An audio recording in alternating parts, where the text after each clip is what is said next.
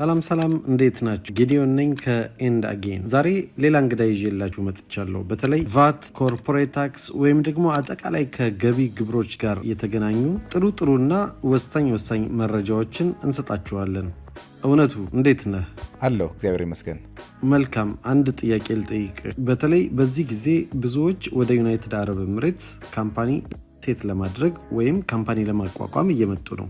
እነዚህ የሚመጡ ሰዎችም እንደ ምክንያት የሚያደርጉት ከታክስ ወይም ከቫት ወይም አጠቃላይ ከገቢ ግብር አንጻር አድቫንቴጅ እናገኛለን ብለው ነው የሚያስቡ። እውነት ነው ወይ? እውነት ዩኤኢስ ከታክስ ፍሪ ናት ወይ? እስቲ ለነዚህ ጥያቄዎች ጠቅለል አድርገህ መልሶች ስጠን። እሺ፣ አመሰግናለሁ ጌዲዮን። በእርግጥ እንደተባለው ዩኤኢ ዓለም ላይ ተወዳዳሪና ኢንቨስተሮችን የሚያበረታታ የታክስ አሰራሮች ካሏት አገሮች ቀዳሚ ናቸው። ይህንንም ስንል ምን ማለታችን ነው? 100% ዜሮ ታክስ ማለታችን ሳይሆን በጣም ዝቅተኛ ለኢንቨስተሮች ተመራጭ የሆነ እንዲሁም ደግሞ አንድ ሰው ቢዝነስ ሴታፕ ከጀመረ በኋላ ለተቀጣሪዎች ዜሮ ኢንካም ታክስ ያለው በመሆኑ ነው። ስለዚህ ደሞዛቸው ሙሉ ለሙሉ ሳይቆረጥ ይከፈላቸዋል ማለት ነው ተቀጣሪዎች? በጣም ትክክል ነው። በዩኤኢ ማንኛውም ተቀጣሪ ዜሮ ኢንካም ታክስ ያለው ሲሆን ሙሉ ደሞዙን 100% ይቀበላል ማለት ነው። በተጨማሪም ቀጣሪው የፔንሽን እና ሌሎች ከጡረታ ጋር የተያያዙ መዋጮችን ቀጣሪው ለተቀጣሪው የማዋጣት ግዴታ አይኖርባቸውም። በዩኤኢ ሕግ መሰረት ከማንኛውም ታክሶች እና ተቀናሾች ነፃ ናቸው ማለት ነው። በጣም አመሰግናለሁ። እሺ፣ እውነቱ ከዚሁ ጋር አያይዘህ ከኮርፖሬት ታክስ እና ከቫት ጋር ያሉ ነገሮችንም ብታነሳለን። ይህንን ስልህ ለምሳሌ ኮርፖሬት ታክስ አንድ ካምፓኒ እዚህ ስታብሊሽ ከተደረገ በ90 ቀን ውስጥ ኮርፖሬት ታክስ ሬጂስተር ማድረግ አለበት ይባላል። አንዳንዶች ደግሞ ኮርፖሬት ታክስ ዜሮ የሆኑባቸው ሁኔታዎች አሉ ይላሉ። እዚህ ጋር ምንድን ነው የምትለው? ሁሉም ካምፓኒዎች ኮርፖሬት ታክስ ሬጂስተር ማድረግ አለባቸው? ዜሮ ከሆነ ክፍያው ደግሞ ለምንድን ነው ኮርፖሬት ታክስ ሬጂስተር የሚያደርጉት? በጣም ተገቢ ጥያቄ ነው። ብዙ ኢንቨስተር እና ኢንተርፕረነሮች ላይም ጥያቄ ከሚነሳባቸው ጉዳዮች አንዱ ነው።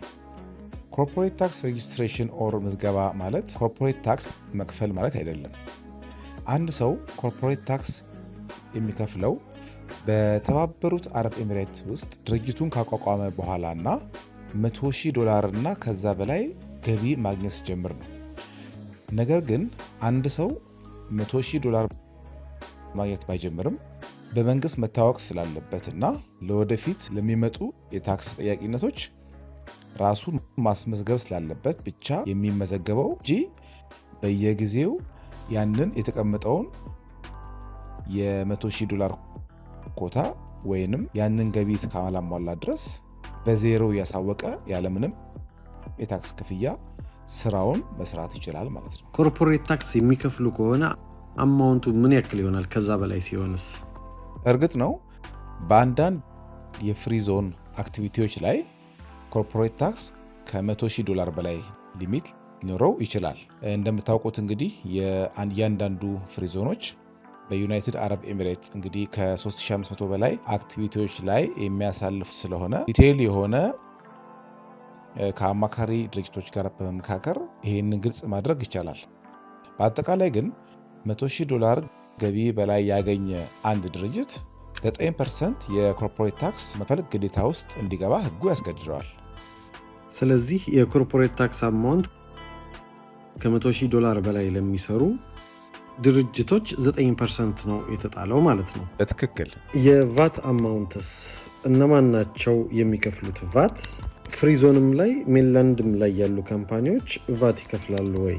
የሚከፍሉም ከሆነ ደግሞ እዚህ ሀገር ኢምፕሊመንት እየተደረገ ያለው የቫት አማውንት ምን ያክል ነው? ይሄኛውም አንዱ በጣም መመለስ ያለበትና ግልጽ የሆነ መረጃ ሰዎች መያዝ ያለባቸው ጉዳይ ነው። ቫትን በተመለከተ የተባበሩት አረብ ኤሚሬትስ በዓለም ላይ በጣም ዝቅተኛ የቫት ሬት ካላቸው ሀገሮች ከፈርቀዳጆቹ አንዷ ነች። በዩናይትድ አረብ ኤሚሬትስ ቫት 5% ብቻ ሲሆን እሱንም ቅድም እንዳልኩት አንድ ሰው ወይም የቢዝነስ ሴታፑን በዩናይትድ አረብ ኤሚሬት ላይ ያቋቋመ ግለሰብ ለቫት ምዝገባ ራሱ ብቆ የሚሆነው $100,000 ገቢ ሲያገኝ ነው። ቫት ዩናይትድ አረብ ኤሚሬትስ ላይ አሳሳቢ ከማይሆንባቸው ጉዳዮች አንዱ ሲሆን አንድ ሰው $100,000 እስኪያገኝ ድረስ ቫት ለመመዝገብ ራሱ ግዴታ ውስጥ አይገባም፣ እንኳን ለመክፈል ማለት ነው።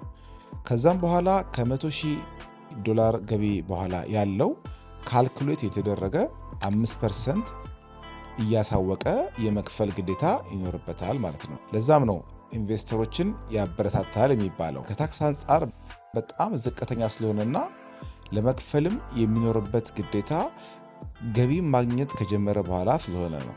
እናመሰግናለን።